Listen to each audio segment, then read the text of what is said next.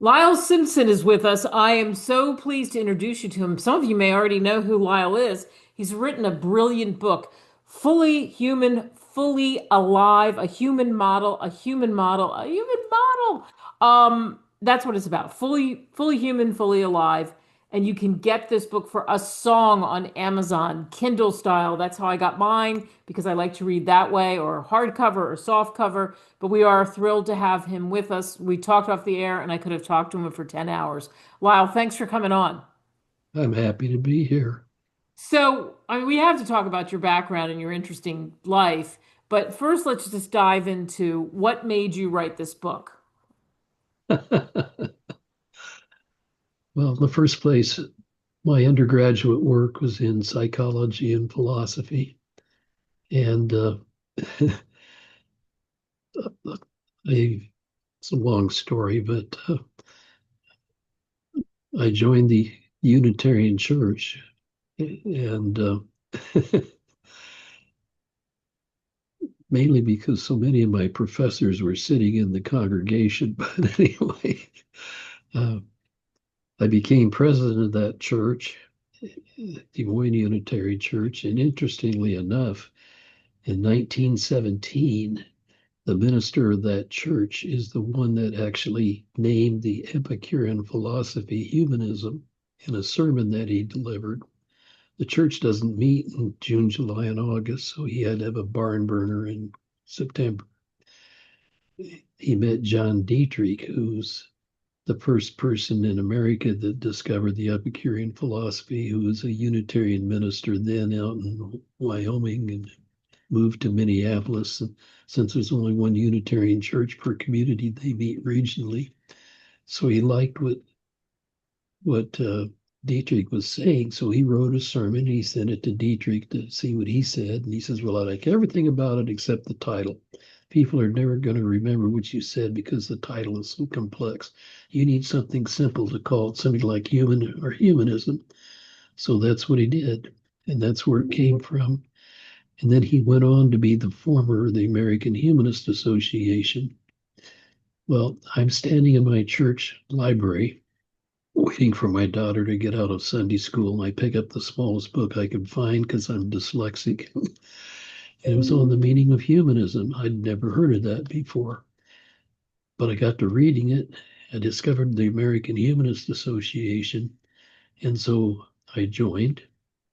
I wanted to find out if there were any other humanists in Iowa. And so I decided I become a humanist celebrant in those days. I did all the work necessary to become one, and they sent me my certificate, and it expired in 3 years. Well, that angered me. So I wrote a nasty letter to the president and said, "My degree at Drake doesn't expire. What's with this?" She called me up and she said, "Well, I'm not going to bother to explain all that. We get a lot of unusual people applying, and it gives us a way to clean up the system. But what I'm calling about is our general counsel just quit today, and I'm wondering if you'd consider being general counsel of the American Human Association." I thought, oh my, why not? So I agreed to do that because that way I could meet a lot of people that thought this way. And that was in 1974. And I just finally left being an officer of the organization last December after 50 years. Wow. My successor as national president was a guy named Isaac Asimov, who published 480 books. But other people that I've gotten to know, like Carl Sagan, the astronomer that created Cosmos, uh, Gene Roddenberry that created Star Trek. Every edition of Star Trek is a humanist message. Uh, Will and Ariel Durant wrote The History of Civilization. Betty Friedan, the biggest bitch I've ever met, but you'd have to be to emancipate women like she did. But Gloria Steinem, her successor, is a beautiful person. These are all people that I've known. And Abraham Maslow was a humanist. Unfortunately, he died before I got nationally involved. But I spent quite a bit of time studying him. And I thought, my heavens, there's more here than meets the eye. this is something we really need to think a lot about. And so I wrote this book because Maslow discovered that 70% of all Americans are locked on the third level, the social level, never realizing there's three levels above that that would greatly enhance the quality of their life. So, how do we do that? And I put quite a bit of effort into doing this. And of course, that's the whole subject of this book. And I've been to Israel 3 times just to validate the information that I provide in the book.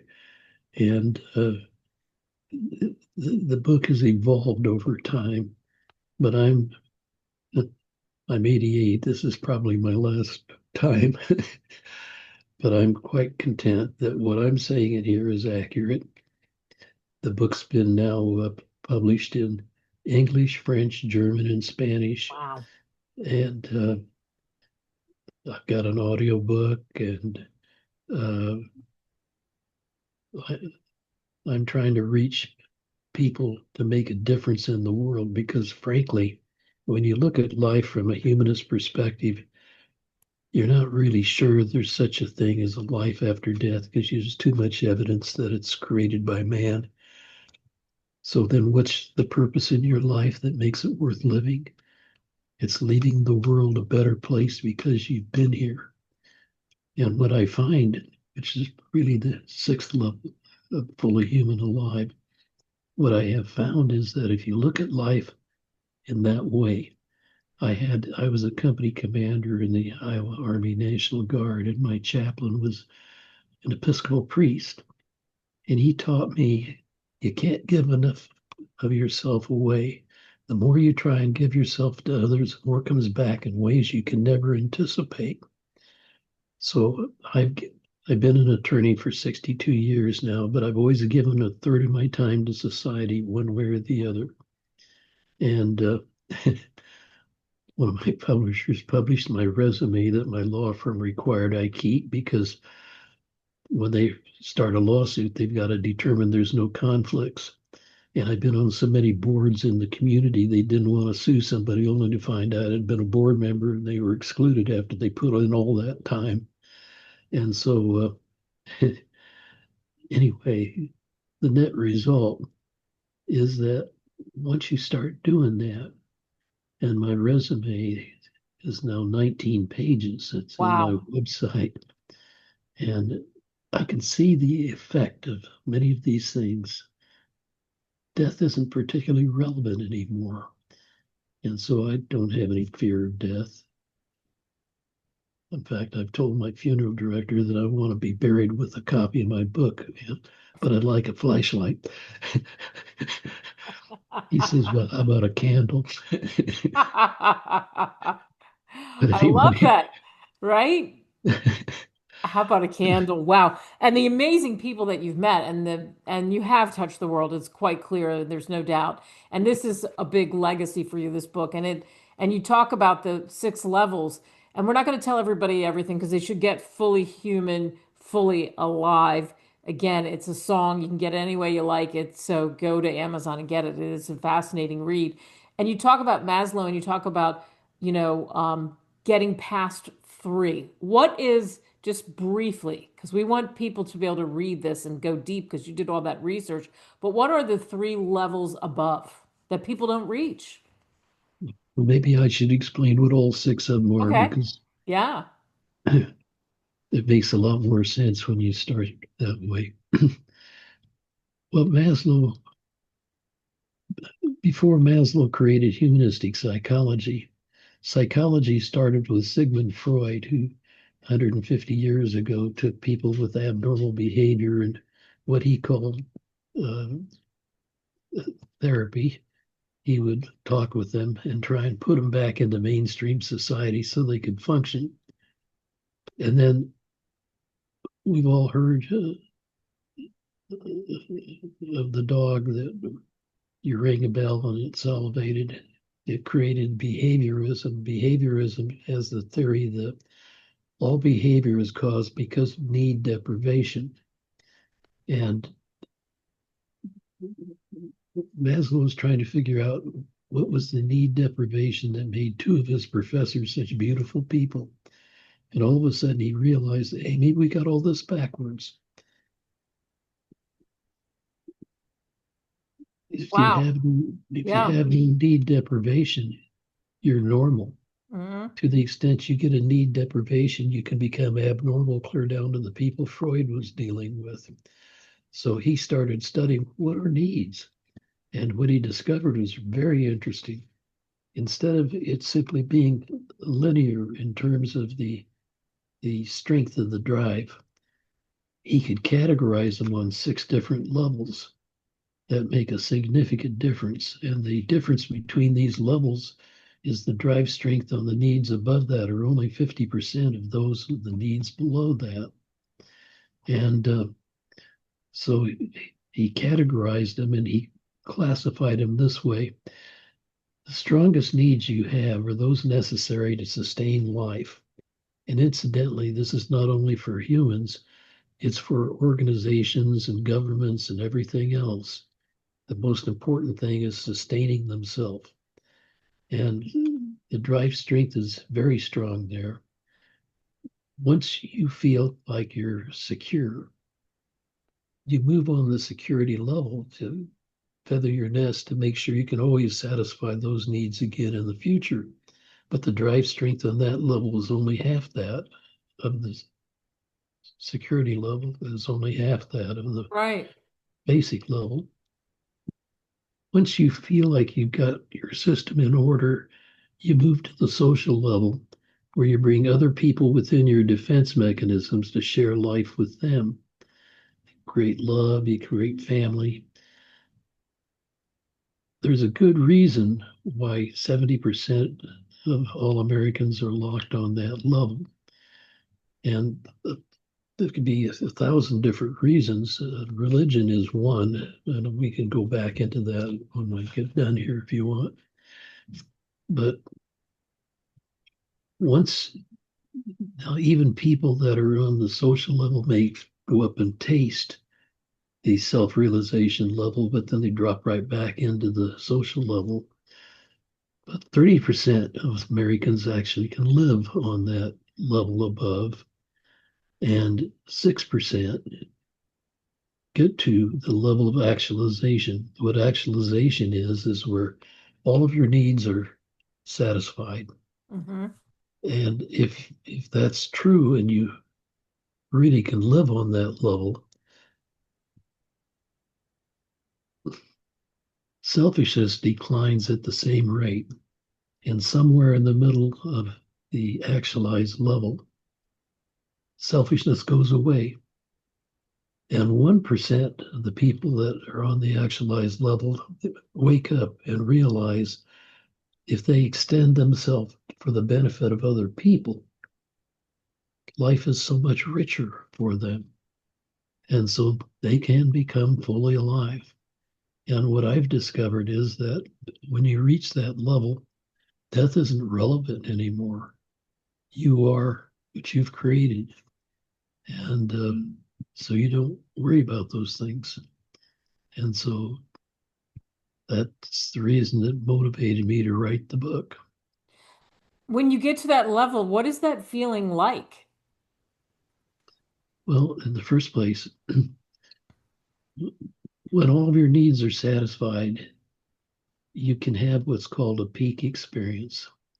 And what a peak experience I describe in the book, it's much like a boat going through the water that all of a sudden gets up in planes. You can just see everything around you and move so much quicker with less energy. Life just feels in tune. And now, obviously, you got to go to the bathroom, and so you'll drop down to the lowest level again. So, but you can live on the whole range. And so, once you get into the actualized level, frankly, the need for religion somewhat evaporates. You're in tune with nature at that point in time. And I don't mean to belittle religion. Religion is the social glue that holds our society together. It's very necessary. But what I am opposed to are those people who speak for religion and use as techniques fear or guilt, because that's in essence what's locking 70% of Americans on the social level. And I mean, even a number of people who don't have religion, the question is, are you making your own decisions or is group thinking making the decisions for you? And most of those people that are in that 70% aren't thinking. They're simply believing something because everyone else believes that too. And so a good share of the problem is one of education, being informed. And so my book tries to address all of those things to help you build bridges over the barriers that you have. Well, since there's 1,000 different reasons why you have a barrier, I obviously can't cover all of that, but I do cover the range of those kinds of problems. So hopefully you can identify in there where you are, or you could simply ignore it and move on. That in itself builds a bridge. And so that's the purpose for the book. Yeah, and again, the book is such a good read. You just laid it out. Fully human, fully alive. And you had some incredible experiences because you embraced that, because it hit you, because then it became your life. And you saw that grow, didn't you? You saw humanism grow. When you look at and by the way, what a humanist is, it's a person that assumes the responsibility for themselves. They're not letting somebody else control them. And it goes into the question of how you test what it is you're willing to accept and believe. You know, we all have to accept our doctor at some point in time when we're really sick. But if we assume the responsibility for ourselves, if we're told we have to have surgery, for instance, we get a second opinion. We can get ourselves educated.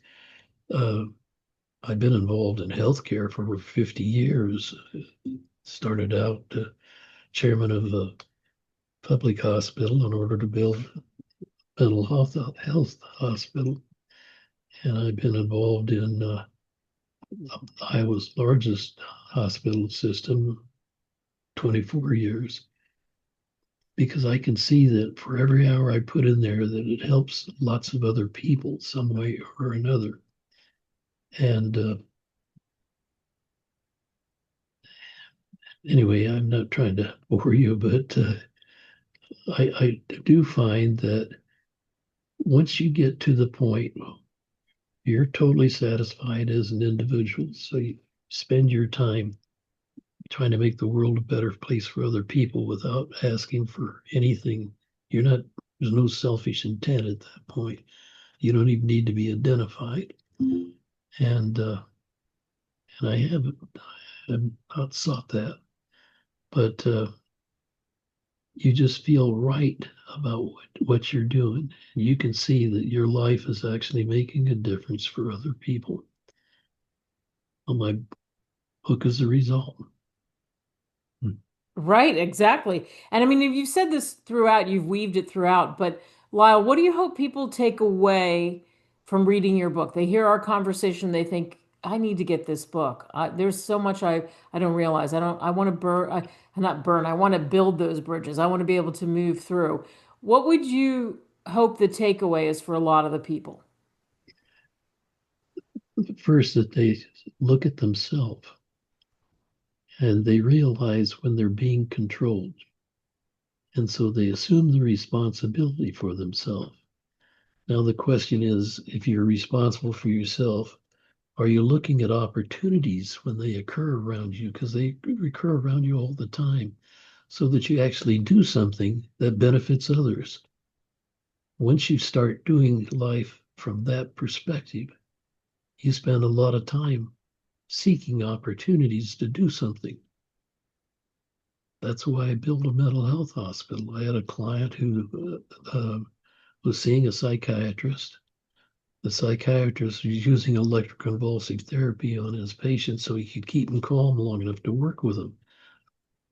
As a psychology major, I knew that that's primitive art.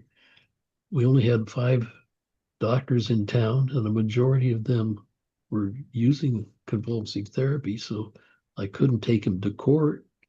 That's the level of science today, or medicine here in our community. Dumb. So what I did do, I went to the board of supervisors and I said, we've got a real problem. I'd like to have you designate a mental health coordinating commission to study this problem and see what we could do to solve it. And so they gave me the authority to do that. And I got a group of people around that understood what I was talking about and agreed with me. And we started studying the problem. And what we found is that our public was paying for 130 patients in a state mental health hospital. That's enough patients that if we, instead of sending them out, if we brought them back into the community, we could afford to build a mental health hospital. So now the question is, how do we do that? Well, I got myself on the board of the county hospital, talked them into letting me build a mental health hospital there. The problem that I discovered that I had is I needed $10 million to build the hospital. That would require a bond issue. And I knew there's no way I could get 60% of the public to vote for a bond issue. So what am I going to do? Well, I got to thinking about it. What I did is I created a nonprofit corporation. I surveyed the property from the foundation of the hospital clear to the highway and deeded the property to that organization subject to a lease back to the hospital that would cover the bond costs. Hmm. The a provision in it that once the bonds are paid for, the title came back to the hospital. So this organization couldn't sell it to anybody else or whatever.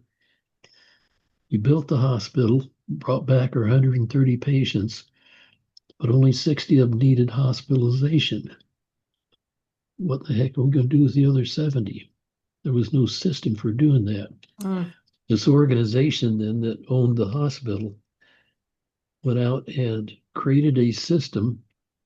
We bought, for instance, a nursing home that was on the market that had a square hallway in the center so that with a courtyard inside that so people with dementia can wander all they want and can't get out, and clear down through helping people with apartments and helping people with Goodwill Industries so that we had a continuum of care for those 70 people. And it's gotten national award for what we've done. Culture in its infinite wisdom has ruined the system now, but I, we don't have time to go into that. But the point is, we left that where it was, and And there you go. I mean, you solved the problem. You did something to help. You figured out the clear path. well, and because I created so much stir in doing all of that, I've been counsel for the longest serving governor in the history of the United States for his campaign efforts. And he was having trouble with our state certificate of need system. And so he made me the chair of that in order to clean that up. And as a result, this local hospital that's the largest other than the state hospital down in Iowa City put me on their board. And we merged that with another hospital here. When I left after 24 years, we had 7 hospitals and a cancer center that I Wow. built. And so you can see in actual reality the difference that you're helping make. It doesn't mean you're doing it all on your own. You put the system together to make it happen. Yes. I discuss in my book what my grandson did as a freshman in college that wound up now with a community of 30,000 people in the middle of Uganda having a medical clinic they've never in history have ever had before. There was a little girl there that was 2 months old that when one of the professors went back and saw that little girl, she had both pneumonia and malaria. She typically would have died, Wow. but she opened her eyes and looked at that professor, and it brought tears to her eyes because that little child's alive today, 10 years now, because my grandson made the decision he was going to build a medical clinic for those people and got it done. Yep. But anyway, those things happen as long as you see an opportunity and you assume some responsibility to see that that problem is solved. It doesn't mean you Yep. can do it on your own. It just means you provide the leadership that causes it to happen. You bring it to the attention of other people. And Very, very well said. Yes. there's just all kinds of opportunities around you that you see daily. But most people just say, well, hope somebody does something. They don't do anything on their own. Right. And that's that's pretty sad, really. It is pretty sad, and I hope that's what also happens as a result of your book, that people understand there's no feeling like that too when you're able to help other humans, and that's exactly where we started this conversation, and that's exactly this book, Fully Human, Fully Alive. Lyle Simpson, thank you so much for sharing so much of yourself. Well, you're more than kind, and I appreciate getting to talk to you.